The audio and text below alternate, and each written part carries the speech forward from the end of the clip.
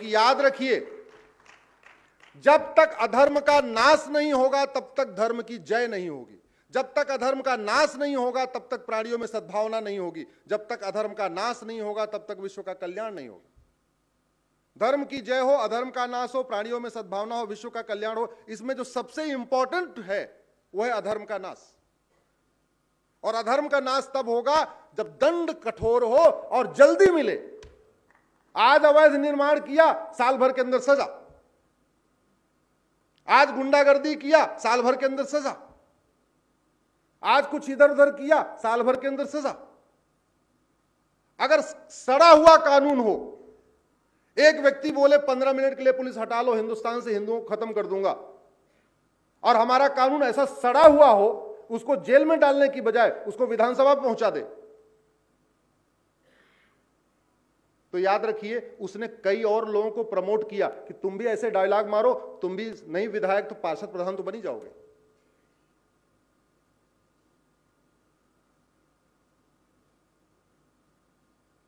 आम के बगीचे में अगर कोई बबूल का पेड़ पैदा हो जाए,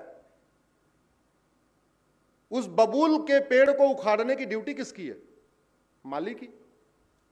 आम की ड्यूटी थोड़ी है कि बबूल के पेड़ को धक्के मार मार के उसको वहां से उखाड़ के फेंके। ये बहुत गलत धारणा है। अगर आम के पेड़ को बबूल के पेड़ से लड़ना ही है तो माली रखने की जरूरत क्या है? किस लिए माली को वेतन भत्ता गाड़ी बंगला सब दिया जाता है? भाई अल्टीमेटली जितनी व्यवस्था बनी है, पुलिस, जज, सांसद, विधायक, मंत्री, ये बने किस लिए? सड़क बनवाने के लिए, नाला ठीक कराने के लिए, बिजली का खंभा गड़वाने के लिए? किस लिए है ये? इनका काम है धर्म की जय, अधर्म का नाश, प्राणियों में सद्भावना, विश्व कल्याण। अगर डॉक्टर बातें बड़ी अच्छी अच्छी करे लेकिन अच्छी दवाई ना दे, उसको अच्छा डॉक्टर कहेंगे क्या? जोर से बोलिए जरा। मिस्त्री बातें बहुत अच्छी अच्छी करे, ठीक से दीवार की चिनाई ना करे, अच्छा मिस्त्री कहलाएगा क्या? हो व्यापारी बातें खूब करे, ठीक से व्यापार न करे, अच्छा व्यापारी हुआ क्या? टीचर खूब बातें करे लेकिन ठीक से बच्चों को न पढ़ाए, अच्छा टीचर हुआ क्या? वैद्य खूब बातें करे, ठीक से दवा न दे, अच्छा वैद्य हुआ क्या? वैसे ही सांसद विधायक का मुख्य कार्य है सर्वोत्तम कानूनों का निर्माण करना। भय बिन होय न प्रीत, सठे साठ्यम समाचरित। जिन देशों ने सठे साठ्यम समाचरित सिद्धांत को अपनाया, वहां शांति है, समृद्धि है, खुशहाली है। वो देश 50-50 साल में विकसित देश बन गए। सिंगापुर में कुछ नहीं था, कठोर दंड व्यवस्था लागू किया, जस्टिस विद इन ईयर लागू किया, 50 साल में विकसित हो गया। जापान में कुछ नहीं था, कठोर दंड व्यवस्था लागू किया, अच्छी शिक्षा व्यवस्था लागू किया, जस्टिस विद इन ईयर लागू किया, 50 साल में विकसित हो गया। आखिर ऐसा क्या कारण है? सारे महापुरुष भारत में पैदा हुए। भगवान राम भारत में पैदा हुए, भगवान कृष्ण भारत में पैदा हुए, शंकराचार्य जी भारत में पैदा हुए। सबसे ज्यादा शंकराचार्य, सबसे ज्यादा महामंडलेश्वर, सबसे ज्यादा कथावाचक, सबसे ज्यादा धर्म गुरु भगवान बुद्ध की धरती भारत, भगवान महावीर की धरती भारत, भगवान कृष्ण की धरती भारत, भगवान राम की धरती भारत। इतनी यहां घूसखोरी, कमीशनखोरी, जमाखोरी, मिलावटखोरी, कालाबाजारी, नशा तस्करी, मानव तस्करी, आतंकवाद, अलगाववाद, माओवाद, नक्सलवाद, सारा यहां क्यों है? और जापान में कोई नहीं पैदा हुआ, वहां क्यों नहीं है?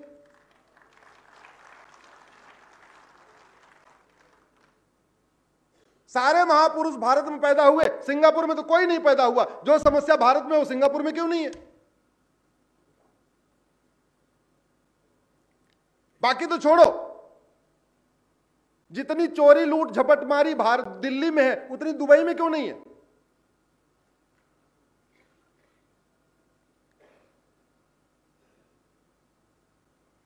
जो लोग धर्म के मार्ग पे नहीं चलते, उनको कथा के माध्यम से, ज्ञान के माध्यम से, प्रवचन के माध्यम से आप सुधार नहीं सकते। उनके लिए यही है कठोर दंड व्यवस्था, जस्टिस विद इन ईयर। गलत किया अंदर। इसलिए मेरा यह मानना है कि देश के सभी सांसदों को, विधायकों को, सरकारों को कुम्हार से सीखना चाहिए। कुम्हार क्या करता है?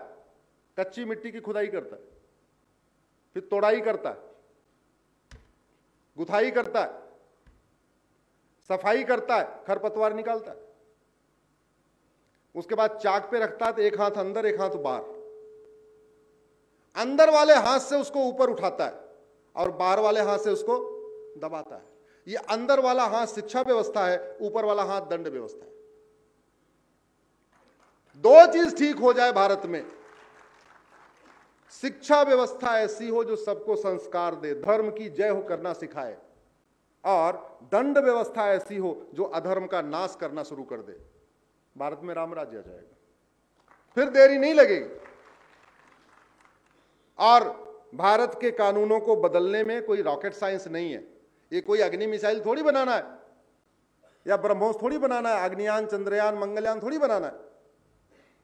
भाई जो अमेरिका हुआ, रूस हुआ, फ्रांस हुआ, सिंगापुर हुआ, ये अपने मिसाइल उसाइल की डिटेल पब्लिक डोमेन में नहीं डालते ना, छिपा के रखते हैं। इसके बावजूद हमारे वैज्ञानिकों ने उनसे बढ़िया मिसाइल बना लिया, उनसे सस्ते में कम पैसे में चंद्रयान बना लिया।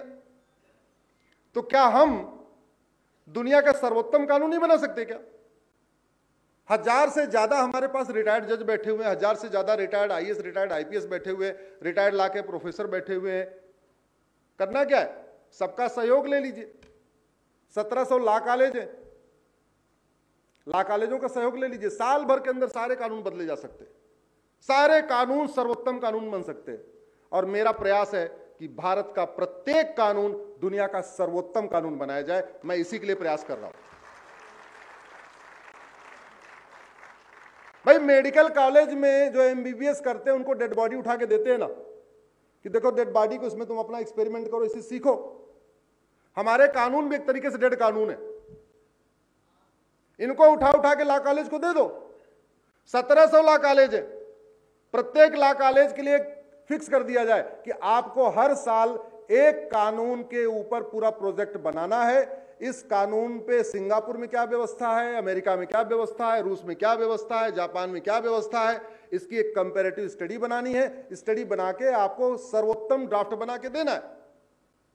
सरकार को बैठे बैठे 1700 सर्वोत्तम कानून हर साल मिल जाएंगे, 1700 ड्राफ्ट मिल जाएगा हर साल।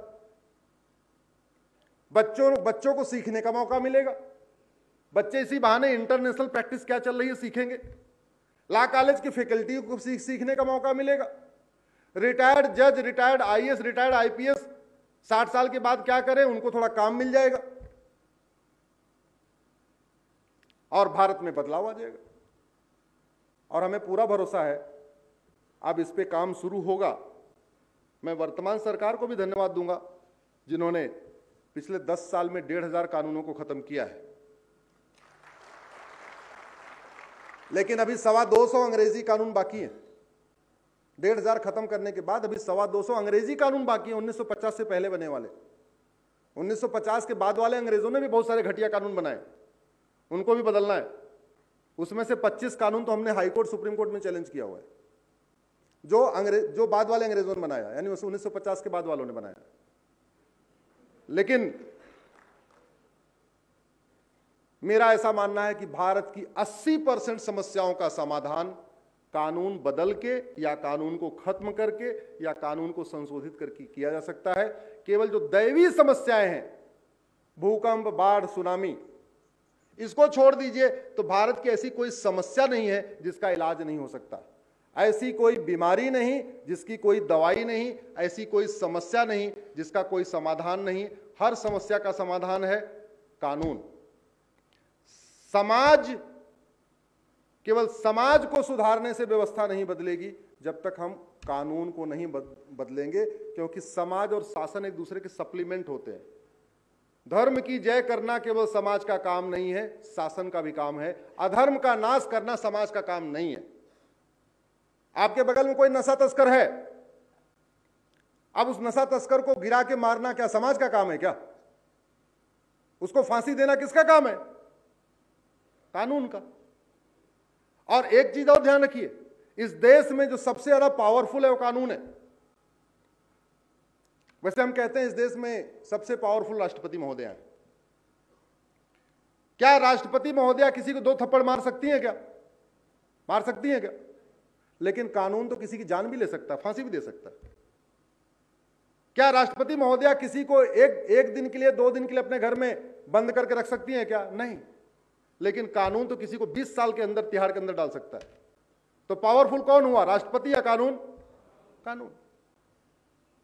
भारत में कानून का राज है और कानून घटिया है, इसलिए कानूनों को बदलने के लिए हम सबको मांग करना पड़ेगा। मैं आशा करता हूं आप हमारी बातों से संतुष्ट होंगे। नहीं संतुष्ट होंगे तो चिंतन करिए, सोचिए, लेकिन संतुष्ट है या असंतुष्ट अपने अपने फेसबुक अकाउंट पर लिखना जरूर शुरू करिए, जिससे समाज में इस पर एक चर्चा शुरू हो। आप लोगों ने इतनी देर सुना, आप लोगों को बहुत बहुत धन्यवाद, बहुत बहुत आभार। मुझे इंदौर पहुंचना है, फिर फ्लाइट पकड़नी है, नहीं तो आप लोगों के साथ में थोड़ा सवाल जवाब भी लेता, आगे भी करता, लेकिन चूंकि मुझे जाना है इसलिए मैं आप सबको आभार व्यक्त करता हूं, धन्यवाद देता हूं, मंच को प्रणाम करता हूं। भारत माता की, भारत माता की, भारत माता की।